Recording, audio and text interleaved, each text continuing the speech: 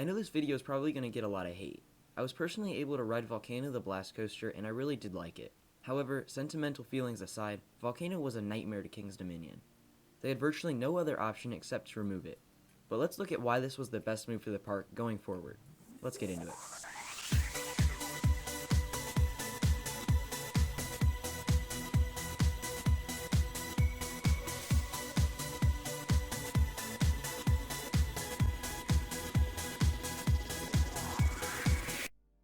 To start, Volcano developed a reputation as being a very unreliable coaster.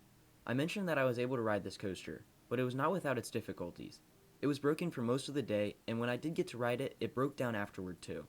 Volcano was a one-of-a-kind ride that used launches on an inverted coaster.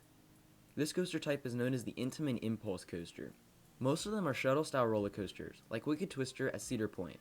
Volcano the Blast Coaster was a full-circuit one. Most of the downtime came from these launches not working properly.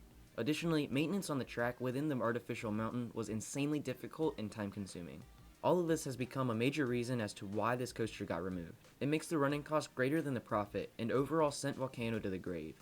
Now, more than a year after its removal, we know some of the replacements and other additions to the park.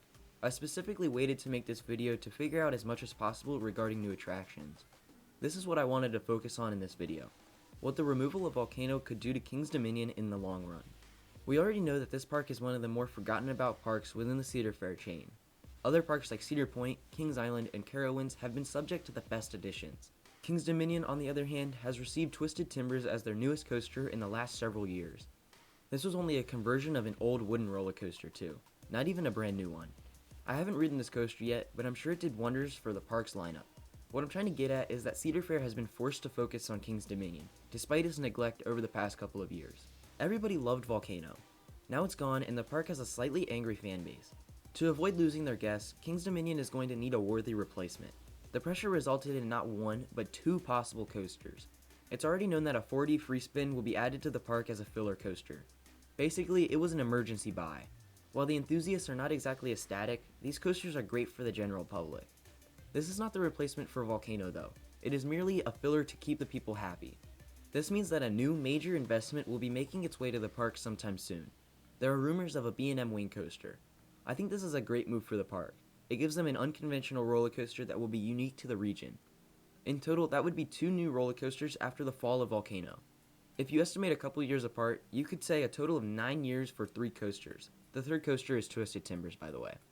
This is an average of a coaster every 3 years. To compare this to other parks within the chain, it's a very similar trend to Kings Island. Considering this, and if the return is very positive, King's Dominion may be slingshot to one of the top receivers in the chain. With this in mind, let's move more into the future. Eventually, Anaconda will need to be removed. It's another coaster that is becoming very outdated and the running cost outweighs the profit. On top of that, nobody really likes it anymore. Now that we are saying the park is receiving constant investments, it's safe to say that another coaster will be making its appearance at the park after Anaconda. As a result, it's possible to predict that King's Dominion will have 4 new coasters over 12 years, 3 of which will be post-Volcano. In my mind, that seems like a major win, especially considering that there was an 8-year gap between the 2 most recent coasters, I-305 and Twisted Timbers. However, there's another coaster that may get removed before Anaconda. That coaster is Avalanche, their bobsled coaster. These coasters are rare and pretty outdated. It's fair to give it a chance of removal. I wanted to address this for anyone wondering if this removal would hinder the other additions that I've mentioned. I don't think it will. If King's Dominion makes it into the list of parks that receive major investments a lot, then removing older roller coasters could be a good thing. You can just expect another addition of some sort. This situation would be very similar to the Anaconda scenario. Just give it a couple more years and you might just see 5 new coasters over 15 years. If that were to happen, King's Dominion could have up to 17 coasters by 2033. Now that's a healthy growth. It doesn't stop there though. Even though it might not look like it, the parks in the chain will always get some sort of investment.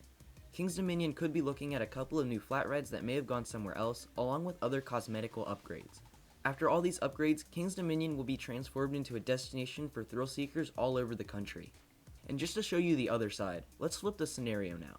Volcano was not removed. It's easy to say the park would not be receiving its filler 4D coaster.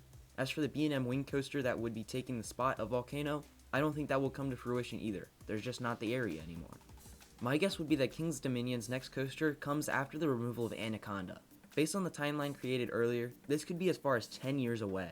Or the park could remove it earlier because they did not remove a coaster beforehand. But still, the gap between Twisted Timbers and the next coaster could be a while after Anaconda's departure. And in the end, King's Dominion would not even have a chance at getting on that major investment list. Based on this speculation, I think it was a very smart choice for King's Dominion to remove Volcano. I think in the coming years, this park will benefit greatly from a couple of new coasters. Remember though, this is all speculation, and none of it is factual. In fact, this could just be a lot of wishful thinking. Except for the 4D free spin filler coaster, that we know is coming.